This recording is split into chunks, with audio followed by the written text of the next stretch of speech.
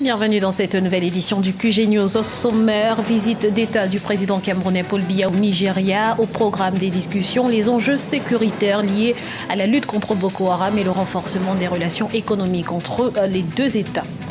Journée mondiale de la presse ce mardi 3 mai, l'occasion de faire l'état des lieux de la liberté de la presse sur le continent. Focus sur le cas du Rwanda dans ce journal et puis retour sur la 7e journée de la phase zonale du championnat national de handball féminin au Bénin. La SPAC a confirmé son hégémonie face à l'Assaut Modèle, score final 24-11. Le président camerounais Paul Biya a entamé une visite officielle de 2 jours au Nigeria ce mardi 3 mai 2016 sur invitation de son homologue, le président Muhammadu Buhari. Plusieurs questions d'intérêt commun sont à l'ordre du jour. On fait le point tout de suite avec Olivia Yere-Dobré. Le président Paul Biya en visite d'État de 2 jours au Nigeria. Le chef de l'État camerounais, Paul Biya, effectue ces mardis 3 et mercredi 4 mai 2016 une visite d'État au Nigeria sur invitation de son homologue, Muhammadu Buhari. Il s'agit de la première visite officielle du chef de l'État camerounais depuis l'élection du président nigérian en mars 2015. Au centre des échanges, la lutte coordonnée contre le groupe terroriste Boko Haram dans le cadre d'une coalition formée par la commission du bassin du lac Tchad auquel ils appartiennent. Mais je dois dire que pour cette visite, les questions sécuritaires, notamment avec la question de Boko Haram, va dominer les échanges entre les deux présidents. Vous n'êtes pas sans savoir que cette secte terroriste sévit dans le nord-est du Nigeria, qui est frontalier avec le Cameroun, notamment dans la zone de la région de l'extrême nord.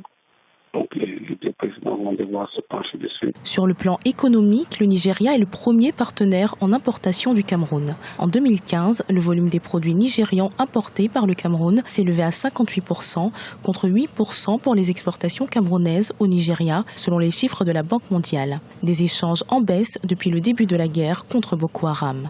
Le Nigeria n'est pas n'importe quel voisin du Cameroun, c'est le voisin le plus important. Par sa taille, par sa puissance économique.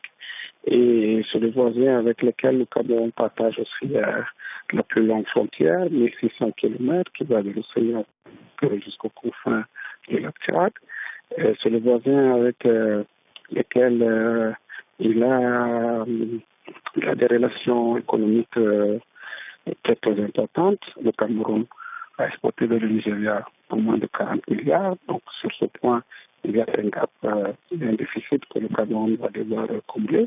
Si vous n'avez pas de sécurité, vous ne pouvez pas avoir des échanges économiques conséquents. Le Cameroun et le Nigeria entretiennent des relations diplomatiques et économiques qui ont traversé de nombreuses difficultés au fil des années. Après le long conflit sur la presqu'île de Bakassi, reconnue camerounaise sur le plan international, les deux pays ont entrepris de normaliser leurs relations. Aujourd'hui, au moins 1 million de Camerounais vivent au Nigeria contre près de 3 millions de Nigérians en terre camerounaise. Célébration ce mardi 3 mai de la journée mondiale de la liberté de la presse au Rwanda. 22 ans après le génocide, l'espace médiatique est de plus en plus ouvert. Est-ce pour autant le gage de la liberté de la presse? Élément de réponse avec notre correspondant à Kigali, Olivier Diacotan. 8 télévisions locales, une quarantaine de radios et 5 journaux sont présents sur la scène médiatique au Rwanda en 2016. La radiodiffusion rwandaise a été créée en 1964 et la télévision en 1992. Ce média de service public est le seul à avoir une large couverture médiatique du pays. Aujourd'hui, 40 journalistes sont en pleine conférence de rédaction pour préparer les sections d'information en anglais, en français, en kinyarwanda et en swahili.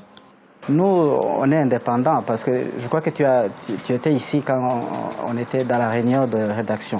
Tu vois, chaque journaliste donne son idée, il propose un reportage chaque matin. Personne d'autre ne vient lui dire comment il va faire, sauf le rédacteur en chef.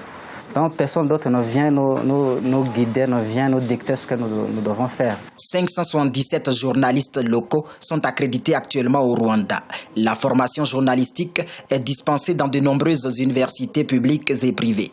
Mais la corporation reste confrontée à plusieurs défis. Pour le moment, nous avons un grand défi que la plupart des médias se reconstruisent encore, surtout les médias privés.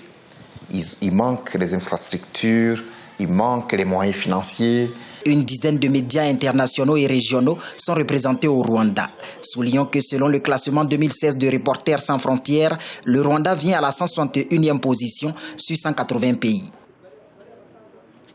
La sécheresse s'aggrave de jour en jour au Zimbabwe. Presque toutes les récoltes ont été détruites, si bien que le gouvernement a été contraint de déclarer l'état de catastrophe nationale. Plus de précisions avec Oumou Kalsumba. Frappées par une sécheresse qui a duré près d'une décennie, les populations de Mwezi, au Zimbabwe, sont confrontées à la famine. En mars 2016 déjà, près de 4 millions de personnes avaient été touchées par la faim. Face à un manque d'eau et de nourriture, les enfants sont les plus vulnérables. Les femmes parcourent des kilomètres à la recherche du liquide précieux. Les pluies sont arrivées en retard, alors nous avons perdu nos cultures. Cette sécheresse dure depuis une dizaine d'années. La nourriture se fait rare, c'est pénible, surtout pour nos enfants. Nous parcourons des kilomètres pour trouver de l'eau. Parfois, nous y allons avec nos bébés au dos et c'est dur. Regardez comme je suis seule. C'est à cause du manque d'eau. Les spécialistes révèlent que cette rude sécheresse est due à El Niño, un phénomène naturel. Les agriculteurs ont perdu leur bétail et une grande partie de leur culture. Ils craignent que la situation ne s'aggrave au cours de l'année. Les agents humanitaires préviennent que le manque d'eau pourrait également entraîner la propagation de maladies telles que la diarrhée. Nous avions des pluies régulières, mais au cours de la saison, beaucoup de régions de la province n'ont pas reçu assez de pluie pour une bonne germination. Lorsqu'il y a un manque d'eau, les communautés ont tendance à utiliser l'eau qui n'est pas potable et c'est dangereux pour la santé. Le Zimbabwe a déclaré en février 2016 l'état de catastrophe nationale. Le gouvernement a lancé un appel pour la levée de 1,6 milliard de dollars américains. Objectif, acheter des céréales et des provisions au profit des populations. Du sport à présent, les handballeuses de l'ASPAC ont consolidé leur position en s'imposant face à l'Asso Model 24-11 ce dimanche 1er mai. Une rencontre comptant pour la 7e journée de la phase zonale du championnat béninois de handball. Résumé de la rencontre avec notre correspondant Lefty Ounou. Les dames de l'ASPAC ont tenu en échec leurs homologues d'Asso Model en phase zonale de championnat national de handball ce dimanche 1er mai 2016. Dès l'entame de la première partie, les handballeuses d'ASPAC ont développé un jeu offensif face au dispositif défensif de leurs adversaires d'Asso Model. Cette stratégie a abouti à un score de 15-7 avant la pause. Du retour des vestiaires, Asso Model prend le contrôle du match en multipliant les attaques. Par sa défense solide, l'ASPAC a profité des contre-attaques pour aggraver le score. Et fort de son expérience, l'équipe portuaire a révélé sa suprématie devant les buts d'Asso Model par un score de 24-11. On n'a pas beaucoup travaillé, on n'a pas donné nous-mêmes l'effort qu'on devait donner. Et ça là, je remercie la fédération qui a eu l'opportunité de nous offrir ce championnat parce que ça nous apporte beaucoup de choses. Par exemple, la sélection, l'équipe nationale. Ça n'a pas été du tout facile, bien vrai que il y a eu plus de pertes de balles chez nous que dans le camp adverse, mais à la fin, nous sommes victorieuses. Donc, je vais remercier Dieu pour cette victoire. De beaux gestes techniques propres à cette discipline sportive ont meublé cette confrontation entre l'ASPAC et l'Asso Model. Ce championnat national de handball révèle non seulement des talents, mais il permet aussi d'améliorer la qualité professionnelle des acteurs de cette discipline. Après chaque match, il y a nos responsables techniques à divers niveaux, tant de la fédération que de la CCA, qui nous font des remontrances, nous donnent des instructions par rapport au match à venir.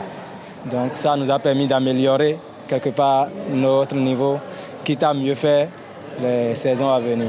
Flowers, ASPAC, UAC, Asso Model, Academia sont entre autres les équipes dames engagées dans ce championnat zonal de handball qualificatif pour la phase nationale. En dehors de la confrontation ASPAC-Asso Model, l'autre rencontre dames a opposé l'équipe de l'UAC à Flowers. Elle s'est soldée par un score de 11-25 en faveur de Flowers. Rappelons que la phase allée du championnat zonal de handball connaîtra son épilogue le 7 mai 2016. Un mot de culture, Didier Degna, batteur de la célèbre formation musicale ivoirienne Magic System, est décédé par noyade ce dimanche à l'âge de 46 ans. Une perte tragique qui intervient quasiment une semaine après celle du roi de la rumba, Papa Wemba, dont les obsèques se poursuivent à Kinshasa, en République démocratique du Congo.